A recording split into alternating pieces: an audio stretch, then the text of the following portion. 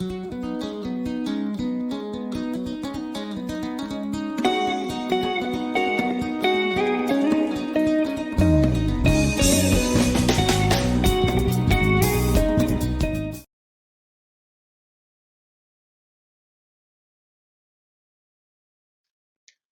also, here let's look at the reasons why the settlers were surprised with the Shona rebellion. So this 1896-1897 rebellion, it was a great shock to the whites to see the Shona also fighting or rising against them. So the Shona were regarded as submissive and cowards. So it was a surprise to the whites.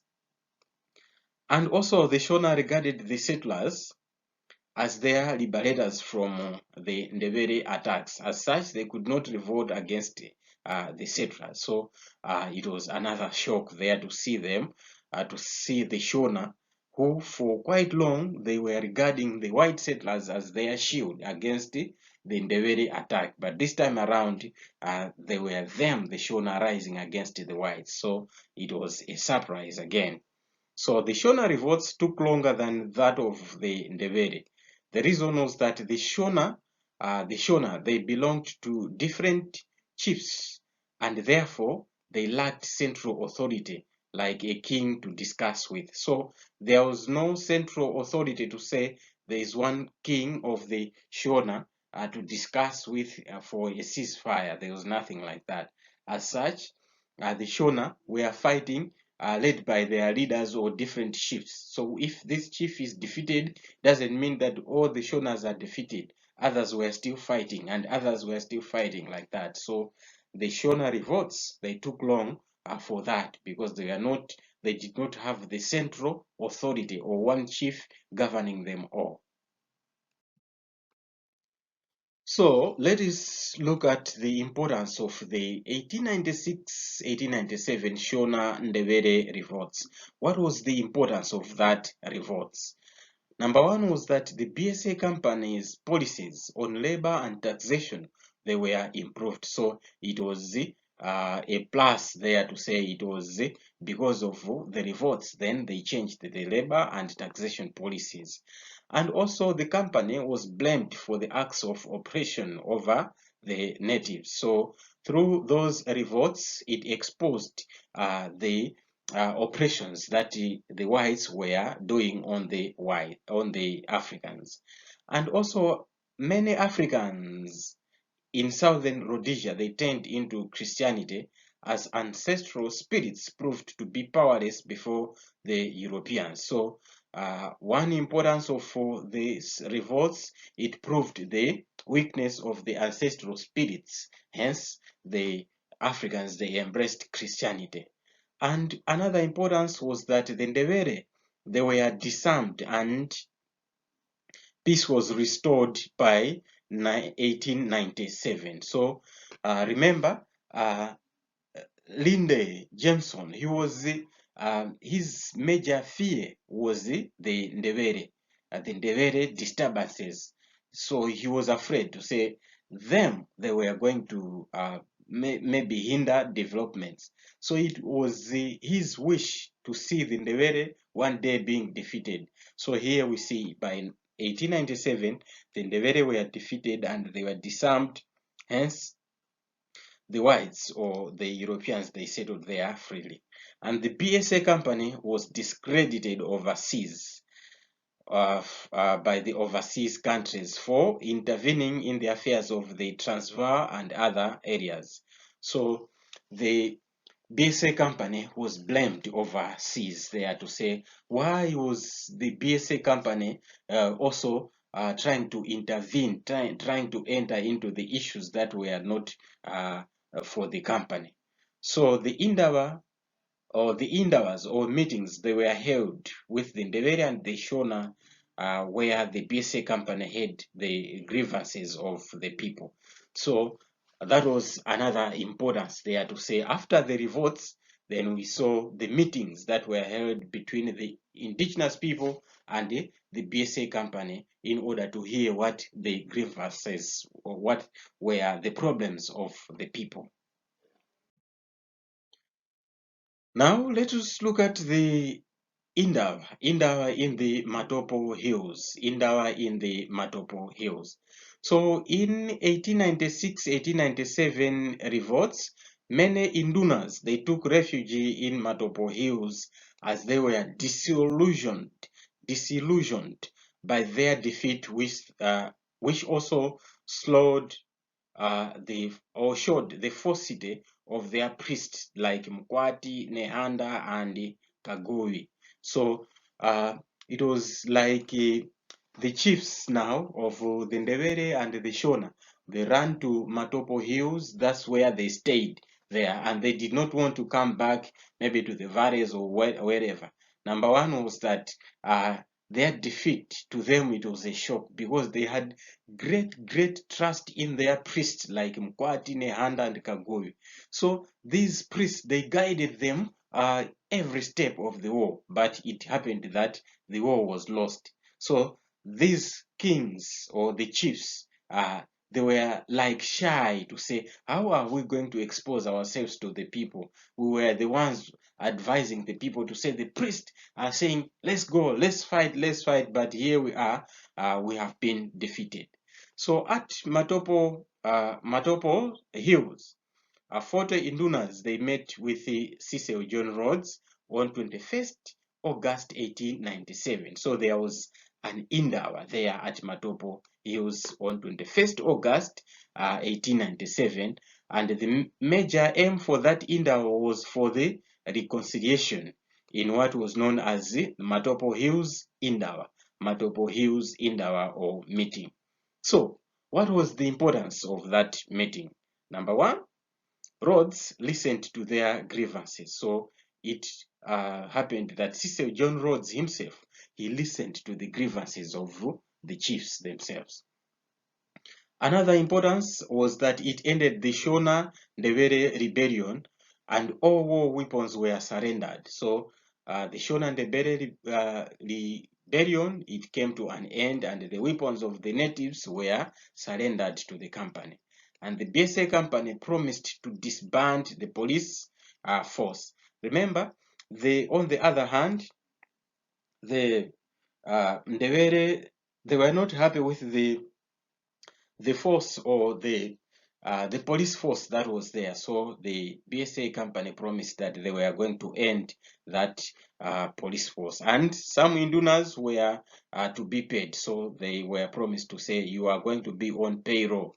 And the Shona and Ndebele were supposed to be given food and seed supplies to reduce the starvation. So all those were promised, and as well as numerous killers were to be tried and disciplined. So at the end, it was also agreed to say there were also other people who were killers. They did a lot of bad things to the whites. So those people, they were to be punished. So they agreed on those things at the Matopo Indawa. So let us look at the BSA company administrative policies up to 1923.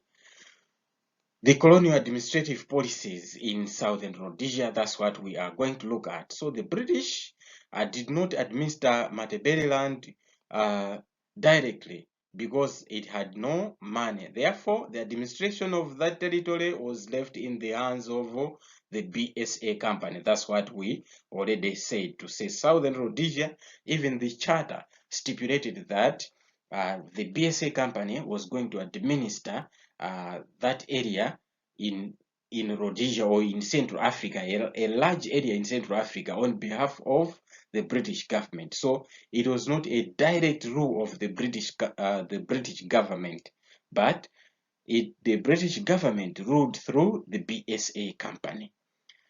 So when we talk of a policy is a plan or a course of action as of a government or a political party intended to influence and determine decisions, actions, and other matters. So a policy is a plan of action, in order to carry out some of decisions.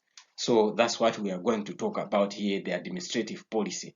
How was the BSA company administering or taking out some of its decisions. So number one, we are going to look at the land policies, So God was the prime motive. The major motive of occupation of Southern Rhodesia was God. And land was regarded as a consolation prize for the settlers. When Mashonaland and Matabeleland failed to materialize into second land. Remember, we said that Cecil John Rhodes, he had that idea, he had that belief, mineral speculation. We talked about that under mineral speculation to say, while they were in South Africa, they were speculating that the gold reef, the gold stone extends into Southern Rhodesia beyond the Mpompo River. So that's why they wanted to occupy Southern Rhodesia. But failure of God naturally enhanced the value of land. So when people went there in Southern Rhodesia, when they did not find enough gold, then they started to value land as the most precious thing. So before 1893, before the 1893 Ndebele War, the ownership of land belonged only to Lobengula, that is in Matabeleland, who held it on trust of his people. So after his defeat, the land problem started in Southern Rhodesia, as the area was divided into districts for easy administration. That's what we have just mentioned to say after maybe even in 1896, 1897, the defeat of the Shona and the Ndebele, then the land itself, it was divided into districts for easy administration. But in 1914, what happened was that orders in council committee reviewed the land distribution allocation.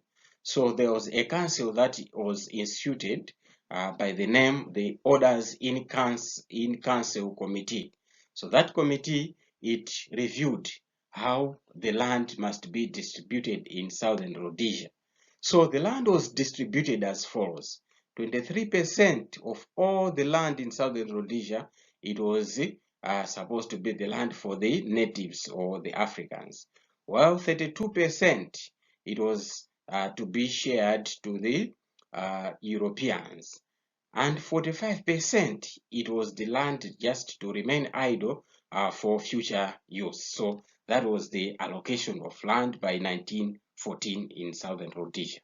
So Jameson, remember Linda Jameson, the administrator of Southern Rhodesia, he gave a lot of land to the Europeans. Why? Because he believed that the future of the economist country lay in the Europeans' plantations rather than African peasant economy.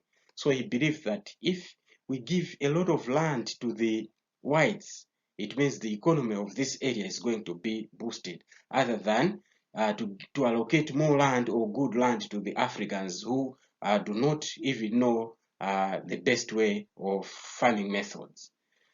So two large remote areas of Gwai and Shangani, they were designated reserves for the Africans, especially the Ndebele.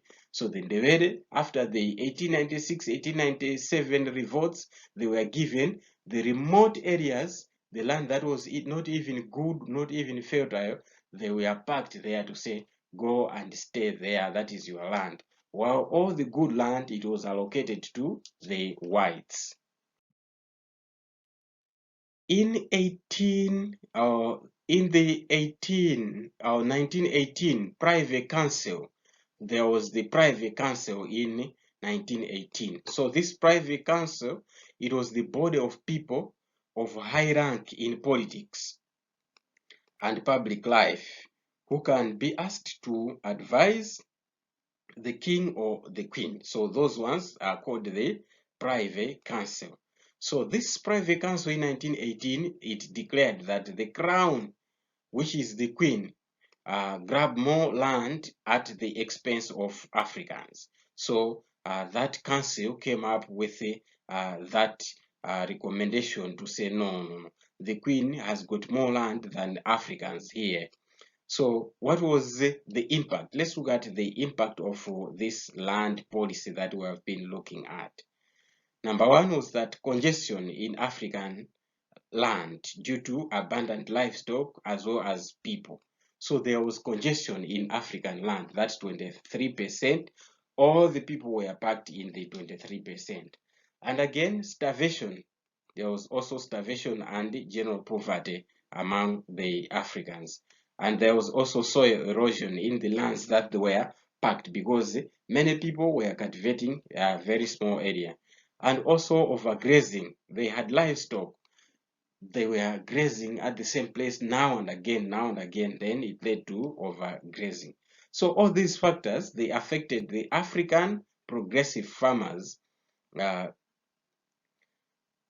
as they were barred from competing with the Europeans. So just by creating the special place for the Africans, it meant that they were locked somewhere whereby they were not able to compete with the Europeans. As a result, poverty, starvation, they were the order of the day.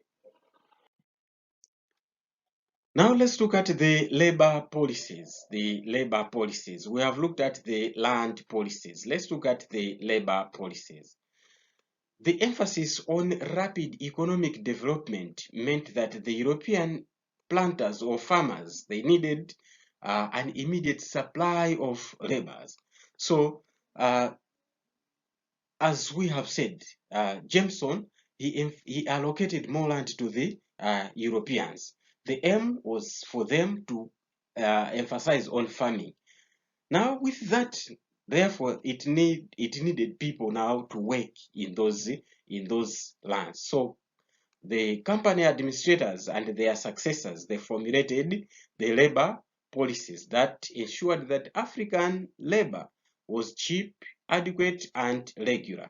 So what the BSA company did was that they formulated a policy to ensure that now and again in European farms, there were people, the Africans, who were there to supply labor at a cheaper, at a lower cost, and always they must be there. And Africans were reluctant to work on Europeans' plantations and in mines. So to effect this, to make sure that they work still, the administrators of the company, they used highly arbitrary methods. So they used very, very highly enforced methods. For example, forced labor became widespread both in Mashonaland as well as the Matebeleland. So people were forced to go and work in the farms of the whites. So Africans were forced to work against their will. So they were forced. People, it was like using the police to go and fetch people in the villages. So the much-headed police, African police, used to drag people off to the mines and other centers of employment. So they were using the police to go and fetch people in the villages. Let's go and work, let's go and work. So now and again, people were intimidated to go and work. They worked and they were paid very little. And what was the impact of this labor policy? Conditions of work were generally poor and pathetic in those working areas, that is the mines as well as in the farms. And Africans were sometimes whipped with shambok for no apparent reasons at all. So Africans were badly beaten for maybe no reason at all in those working places. And sometimes employers, they picked up the quarrels with their workers near month end so that they would not pay them. So what was also happening was that the employers, they would work with those people for maybe 28 days. Come the day 29th, before they reach maybe the 30th or the pay day, then they could hold a quarrel to say no, this, like that. So that at the end of the day, they should say, you are not going to be paid because you have quarreled with me, like that. So they were doing those things deliberately. So those were the impact again. Another impact was that the chiefs who failed to deliver the required quota of laborers, they were even beaten, and sometimes they were to pay fine of gold and cattle. So look at that. All the chiefs were allocated amount of labor to be supplied at the or each and every time. So if there is a certain chief who has failed, then the police could come to the chief at the open ground and whip the chief for failing to gather his people to send the people to work in the white farms. Or else they were also forced to pay the fine of goat as well as cattle. So look at that. It was really pathetic on the labor policies. And also it led to the spread of rural poverty. So there was the poverty in the rural areas. Look at it to say 1 to 30 people were in the white plantations, and they were not concentrating on their things that they were supposed to do. So due to the critical shortage of labor in southern Rhodesia, Europeans began to draw labor from the neighboring countries, especially from Mozambique and Nyasaland. So some of the people, because labor, there was high demand of labor in southern Rhodesia. As a result, they also got labor from Mozambique as well as Nyasaland. That's why many people now started to migrate to southern Rhodesia, where they were working in the mines as well as in the farms. So the Rhodesian Native Labor Bureau, the Rhodesian Native Labor Bureau, was formed in southern Rhodesia with the aim of recruiting labor from neighboring countries. So when people were coming from, like here in Malawi, going to southern Rhodesia, they could just go straight to the Rhodesian Native Labor Bureau there, and they were getting employed and sent where they were supposed to be sent there. So that's what was happening. So let us look at the taxation policies. The taxation policies. Taxation was originally introduced as a way of making local people to contribute to the running of the administration. So the BSA company wanted the people to participate in the running of the government. So that is the aim of taxation. Even today, we pay taxes to the government. The aim is that we also participate in the running of the government. There is no one who is running the government, but the taxpayer. The one who pays the tax is the one who runs the government. That is the idea of taxation. So even today, when we pay tax, we should not be reluctant in paying the tax, because in so doing, we take part in the running of the government. So the BSA company introduced as the hat tax, introduced the hat tax, that is the tax paid by the head of the family, of 10 shillings. So as a hat tax, they introduced 10 shillings in 1894. So the hat tax was later changed to poor tax, which was fixed to £1. A year, £1 each and every year. So that tax was paid by each male. Each male adult was the one who was paying the tax. That was in 1902. So we are saying in 1894, they started with the hat tax. So the poor tax was introduced in 1902, which was £1 a year. So an additional 10 shillings was also added, was charged for every new wife after the first wife. So when the head of the family or the father in the family has got one wife, he was paying £1 a year as a tax. But if that one has got 2 wives, it means he was going to add 10 shillings for the second wife. If he had 3, he was to add another 10 shilling like that. So that was the poor tax, which was introduced in 1902.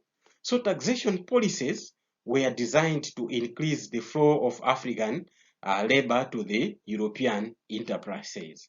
So here, they designed this taxation in a way that the Africans still, they must be forced to go and work in the in the European farms or mines so that they get the money to pay the tax.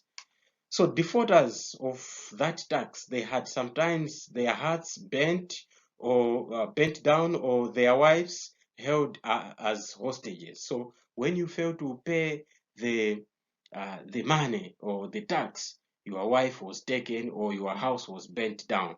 And native commissioners and African messengers, they roamed in the country and even pocketed the tax money. So those commissioners, the people who were sent to collect, like the MRA, they were moving in the villages, in the rural areas to collect the taxes. So even some, they were pocketing that one. They were not submitting it all to the government as such. So corruption there was there. So some people were pocketing the money instead of submitting it to the government, because they were just everywhere in the villages. So that's what happened there. So even today you see that we have said that taxation is just a good thing, but you find that the people who are collecting taxes, they are putting some in their pockets, or others who are supposed to manage those taxes, they get that money and do their own personal things. So that is the